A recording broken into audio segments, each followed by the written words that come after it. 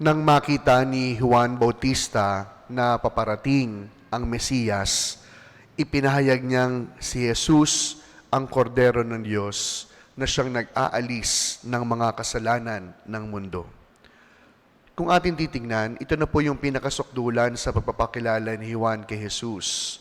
Kaya nga po ang taguri kay Juan, the greatest prophet. Bakit? Sapagkat ang Diyos na pinakilala, kanyang nakadaupang palad. Ang Diyos na inihanda ang kanyang pagdating, kanyang nakapiling at nakausap. Sa pagpapakilala po ni Juan sa Mesiyas, mas napalapit ang mga tao sa Diyos. Si Juan ay nagsilbing isang tulay upang makalapit ang mga tao sa tunay na tagapagligtas. Ngayong bagong taon, ngayong pangalawang araw ng ating bagong taon, ang isa po sa mga marapat nating papanibaguhin sa ating buhay ay ang ating ugnayan, ang atin pong relasyon. Meron pong kasabihan, birds of the same feather flock together. Birds of the same feather always go together. Ano pong ibig sabihin? Kung sino yung ating sinasamahan, nagiging ganon din tayo. Kapag yung ating inuumpukan, sinasamahan, mahilig sa chismis, hindi humalayo, magiging chismosa tayo. Kapag po yung ating sinasamahan, mahilig sa gimmick, hindi humalayo, mahihilig din tayo sa gimmick. Pag yung sinasamahan natin, mahilig mag-aral, ganon din ang siyang mangyayari sa atin. Tunay ngang may katotohanan, ang paalalang birds have the same feather, flock together.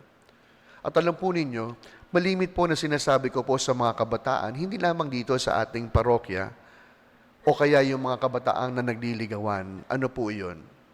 Dapat meron silang pamantayan ng kanilang ugnayan. Dapat meron po silang natututuhan sa kanilang pakikipagligawan. At ano po iyon? Dapat ang maging pamantayan, mas nagiging mabuti ka bang tao sa iyong pakikipagrelasyon sa Kanya. Totoo. Yun po yung lagi kong paalala. Bakit? Kasi kung yung girlfriend mo ang nagturo sa'yo para magsinungaling ka sa iyong mga magulang, maling tao. Kung yung boyfriend mo, ang siyang nagbigay sa iyo ng paraan upang mag-cutting classes, maling pakikipagkaibigan. Kung yung barkada mo, ang siyang nagturo sa iyo para magsugal, mapapahama ka lamang. Kaya dapat po yung maging pamantayan ng ating friendship. Dapat po yung maging pamantayan ng ating bawat ugnayan.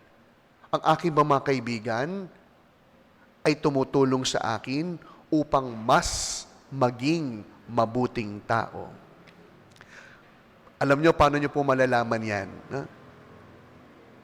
Gumawa po kayo ng isang test. Kapag nasa umpukan po kayo, pag kayo po yung magkakasama, pagkasama po ba kayo ng inyong mga kaibigan, madali po ba sila makagawa ng kalokohan? O the other way around? Pagkasama nila kayo, sasabihin ng mga kaibigan nyo, "Uy, huwag natin siya pag-usapan. Kasama natin si ganyan. Ayaw niya ng ganyan." Yan. "Uy, huwag tayong magsinungaling. Papagalitan niya tayo." Hindi yan tama. Ang dapat natin maging pamantayan ng ating bawat ugnayan, mas nagiging mabuti ba tayong mga tao? Sapagkat kung mas nagiging tayong masama, maling pakikipagkaibigan. Hindi tama yung ating ugnayan. Pangalawa, kung tayo ay mas nagiging mabuting tao, yung dapat nating maging ugnayan ay laging dapat nagtuturo at nagpapakilala kung sino ang Diyos. Yun po yung pinaka-rurok ng ating ugnayan. Kaya alam niyo yung dalawang santong ating pinagdiriwang, talagang BFF, si San Basilio at San Gregorio. Talagang squad goal silang dalawa. Parehong naging pari, parehong naging malapit sa simbahan, parehong lumaban sa pananampalataya upang itaguyod ito, at parehong mga kaibigan ni Kristo. Kaya nga po siguro ngayong bagong taon, baguhin din po natin yung mga set of friends natin. Kung yung mga kaibigan natin ang siyang nagtuturo sa ating mapalayo sa Diyos, mag-isip-isip po tayo. Kung yung bawat ugnayan natin ang siyang nagtuturo sa atin na mas maging masama, magdalawang isip po tayo. Kaya sa pangalawang araw ng ating bagong taon, dalawa ang misyon ang dapat nating mapagtagumpayan. Ang mas makilala pa ang Diyos sa pamamagitan ng ating pakikipagkaibigan. At pangalawa, ang mailapit natin sa Diyos ang ating bawat ugnayan. San Basilio at San Gregorio, ipanalangin niyo po kami. Amen.